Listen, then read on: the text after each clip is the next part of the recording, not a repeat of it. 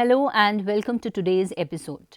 In today's episode, we will discuss the theory of production.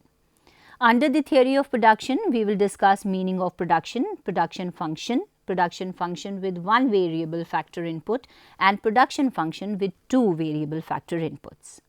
I am Dr. Arshia Hussain, PhD in Human Resource Management and teaching in Jamia Millia Islamia University, New Delhi.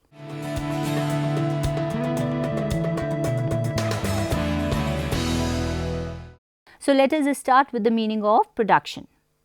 Production is the process by which inputs are transformed into output. Production is carried out by producers or firms. Production is the transformation of physical inputs into physical outputs. The output is thus a function of inputs. A firm uses different inputs like labor, machines, land, raw materials and so on to produce a given level of output. A firm pays a cost in order to acquire these inputs. This is called the cost of production.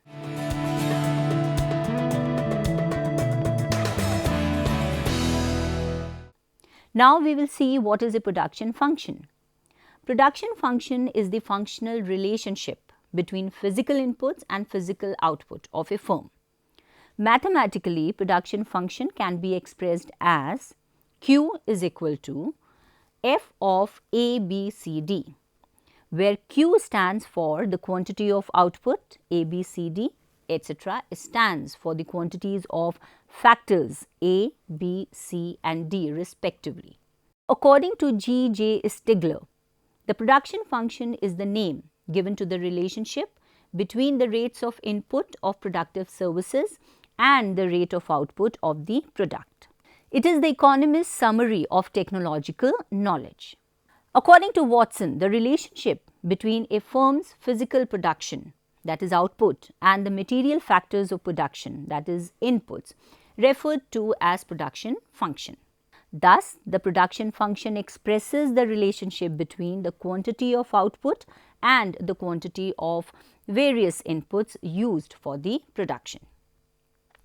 The production function of a firm can be studied by holding the quantities of some factors fixed while varying the amount of other factors. This is called short-run production function. The time period in which at least one factor or input is fixed and production is increased by varying other factors is called short-run. The study of short-run production function, when at least one factor is kept fixed, forms the subject of law of diminishing returns, which is also known as law of variable proportions. On the other hand, the time period when all factors are variable is called the long run. Now, theory of production, therefore, provides a formal framework to organizational managers. It helps in decision making with regards to efficient combination of various factors or inputs to produce the desired amount of output of a product or a service. The theory of production is the study of production functions. According to Ferguson, the theory of production consists of how the producer, given the state of technology, combines various inputs to produce a definite amount of output in an economically efficient manner. The production function of a firm is a relationship between inputs used and output produced by the firm. Then a function that describes this relationship is called a production function. A production function deals only with the efficient use of inputs. Efficiency implies that it is not possible to get any more output from the same level of inputs.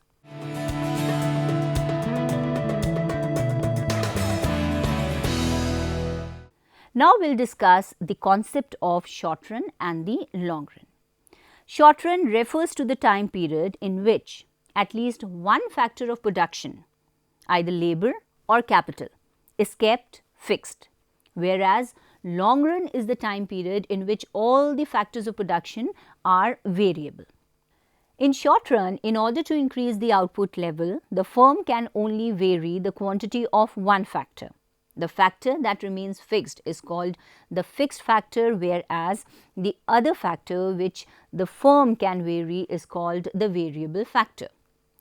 The short run two-factor production function can be expressed as Q is equal to function of L and K bar, where Q stands for the output, L stands for labor and K bar stands for capital, which is held constant. It is to be noted that a bar on K indicates that capital is held constant.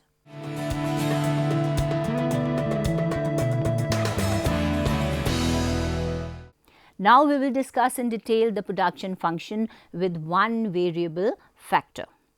Production function with one variable factor is also known as law of variable proportion or law of diminishing returns or returns to a factor. The concept of returns to factor is concerned with the study of how output, that is Q, changes when the amount of a variable factor, say labor, that is L, is increased. Now we will discuss some concepts that are used in the law of variable proportions or returns to a factor. The three concepts which are relevant in returns to a factor are total product, marginal product and average product. Now what is total product? Total product is the amount of total output produced by a given quantity of the variable factor, keeping the quantity of other factors such as capital as fixed. Thus we can say that total product is equal to function of labor and capital or L and K bar. Second one is marginal product. Now marginal product is the addition to the total product by employing additional units of a factor, that is labor. Marginal product thus is equal to delta Tp divided by delta L. The third one is average product. Now average product is the total output divided by the number of units, that is labor employed. Hence we can say that average product is equal to total product divided by number of variable factor units. Now we will discuss in detail law of variable proportion. Law of variable proportion states that as the quantity of the variable factor is increased with the other fixed factors, the marginal product and the average product of the variable factor will eventually decline, other factor inputs remaining as constant. In other words, it means that if any one factor is increased while all other factors are kept constant and fixed, the total output will increase at a diminishing rate in the first instance, but later increase at a diminishing rate. The average or marginal outputs will increase up to a certain stage, but will eventually decline. Thus, in the beginning, the additions to total product, that is Tp, may increase, but it must decline ultimately. The additions to total product, that is Tp, is same as marginal product of the variable factor. Initially, as we increase the amount of the variable input, the factor proportions become more and more suitable for the production and marginal product increases. But after a certain level of employment, the production process becomes too crowded with the variable input. For instance, the output of a farmer who has 4 hectares of land and can choose how much labor he wants to use. If he uses only one worker, he has too much land for the worker to cultivate alone. As he increases the number of workers, the amount of labor per unit land increases and each worker adds proportionally more and more to the total output. Marginal product increases in this phase. When the 4th worker is hired, the land begins to get crowded. Each worker now has insufficient land to work efficiently. So, the output added by each additional worker is now proportionally less. The marginal product begins to fall. Now, we will see the relationship between total product, average product and marginal product. The relationship can be shown graphically as well. 3 stages of law of variable production. The first stage is total product increases at an increasing rate. Second one, total product increases at a diminishing rate. The third one is total product is declining. So, thus we can say that law of variable proportion can also be illustrated with the help of the table as given. The table shows the 3 stages of the law of variable proportion. As we can see that in the first stage, average production increases as there are more and more units of labor are employed, while land is kept as fixed factor or capital. It can be seen from the table that total product, average product and marginal product increases, but average product and marginal product increases up to 40 units. Then average product and marginal product starts decreasing. Now, this is due to the fact that proportion of workers to land was sufficient and land is not properly used. This is the end of the first stage. The second stage starts from where the first stage ends or where average product is equal to marginal product, that is AP is equal to MP. Now, in this stage, average product and marginal product starts falling. It can be seen from the table that marginal product falls at a much more faster rate than the average product. The total product continues to increase, but at a diminishing rate. The marginal product becomes 0 while average product is never 0 or negative. The third stage starts where second stage ends. As we can also see from the table that the third stage starts from the 8th unit. Now, this stage is characterized with a negative marginal product. Total product falls, but average product is still positive. At this stage, any additional units of variable factor, that is labor, will result in negative marginal productivity of labor. Law of variable proportion can also be presented graphically. Figure shows that the number of labor on OX axis while quantity of product is shown on OY axis. TP is total product curve.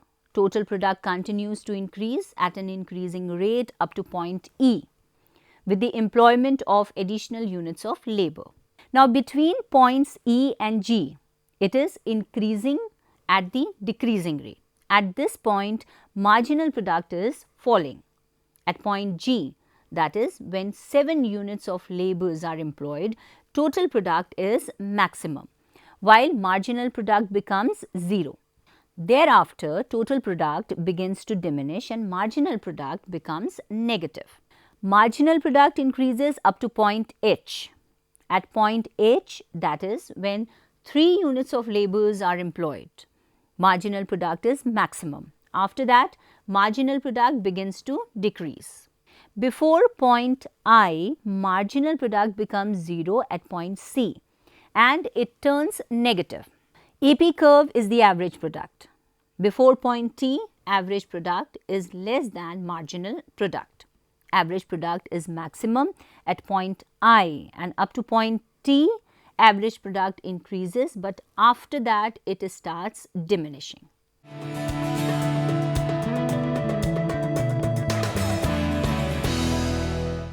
Now we'll see relationship between TP, MP and AP. First one, total product increases at average product, for which we can say that MP is greater than AP. The second one is the total product increases at diminishing rate and is at its maximum. Average product is maximum, marginal product is less than the average product. That is, MP is less than the average product or AP. The third one, we say total product starts diminishing. Average product also declines, marginal product turns negative. In this stage, no firm will produce anything. This happens because marginal productivity of labor becomes negative. The employer will suffer losses by employing more units of labor. However, of the three stages, a firm will like to produce up to any given point in the second stage only. Now we'll see what are the causes of increasing returns to a factor. The first cause is optimum utilization of the fixed factor. In the initial stages, fixed factor of production remains underutilized. Its fuller utilization calls for greater application of the variable factor.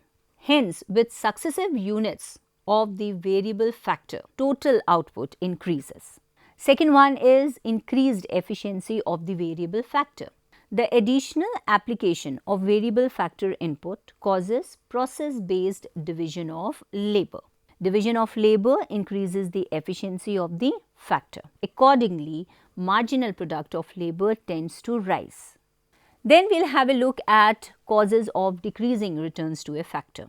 The first cause is fixed factor of production. In the short run, only one factor can be varied and others are held constant. So, as more and more units of the variable factor continues to combine with the fixed factor of production, the latter gets overutilized, causing the diminishing returns to factor. The second factor associated with this is imperfect factor substitutability. Since factors of production are imperfect substitutes of each other, so employment of more and more of labor cannot be continuously used in place of additional capital.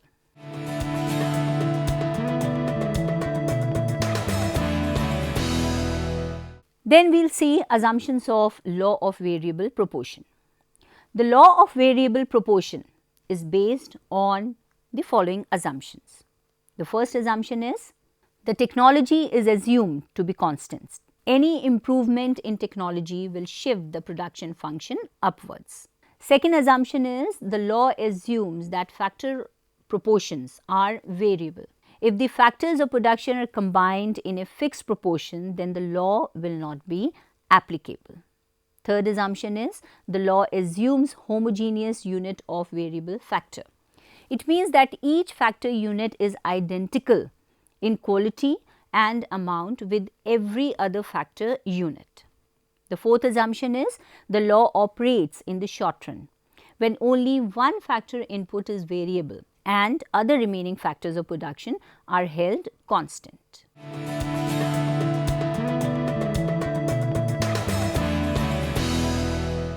The next topic we'll discuss is law of returns to scale. The law of returns to scale implies that in the long run, all the factors of production becomes variable. No factor is fixed. Thus, the entire scale of production can be changed by changing all the quantity of all the factors of the production. According to Koutsianis, the term returns to scale refers to the changes in output as all factors change by the same proportion. Then the definition is also given by Liebhafsky, which says that returns to scale relates to the behavior of total output as all inputs are varied and is a long run concept. In other words, laws of returns to scale refer to an increase in output due to increase in all factors in the same proportion. Such an increase is called returns to scale. Suppose initially production function is as follows, that is P is the function of labor and capital. Now we can see that P1 is equal to function of X L and X capital. If P1 increases in the same proportion as the increase in factors of production, that is P1 divided by P, which is equal to X, it will be a constant returns to scale. Secondly, if P1 increases less than proportionate increase in the factors of production, that is P1 divided by P is less than X, it will be diminishing returns to scale. The third one, if P1 increases more than proportionate increase in the factors of production, that is P1 divided by P is greater than X, then it will be increasing returns to scale. Now, returns to scale can also be shown with the help of a table as given. The table shows different stages of returns to scale, as we can see. Here it is units of labor given to you, units of capital, then percentage age increase in labor and capital, then we have total product, then we have percentage increase in total product, and finally the various stages are given to us in the form of returns to scale. Now, the first stage we can see is increasing returns to scale. Again, we can see the constant returns to scale, that is the second stage, and finally the third stage is the decreasing returns to scale.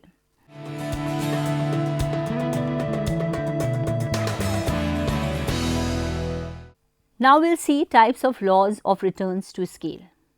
The first one is increasing returns to scale, second one is constant returns to scale, and the third one is diminishing returns to scale. We will discuss this one by one. The first one is increasing returns to scale. Increasing returns to scale, also known as diminishing cost, refers to a situation when all the factors of production are increased.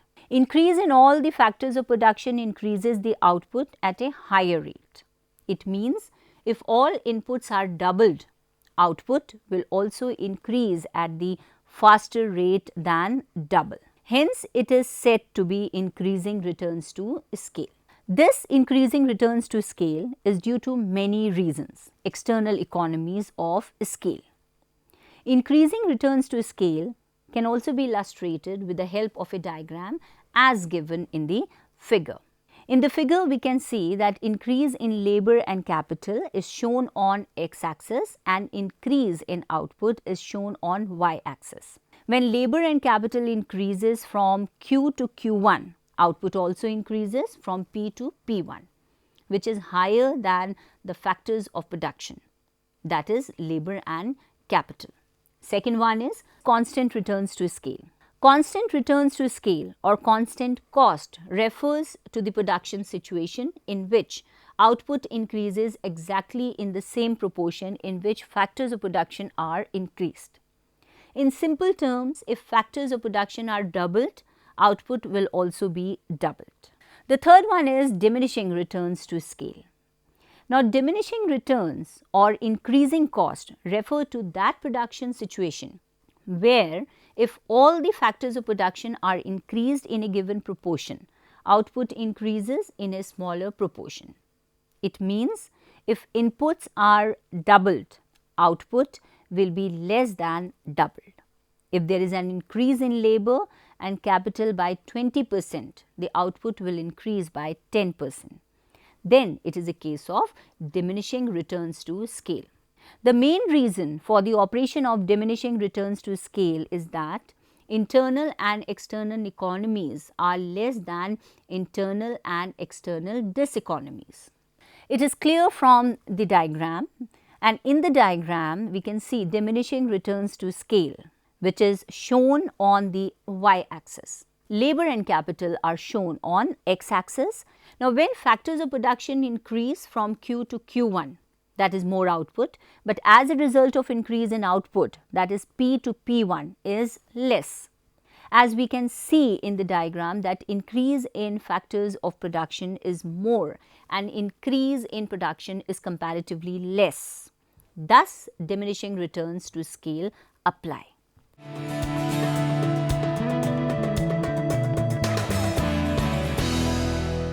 Now, let's summarize what we have done in this episode.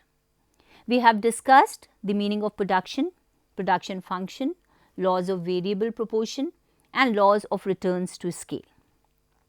So, that is all for today. Hope you have clearly understood the concept of returns to factor or law of variable proportion and returns to scale.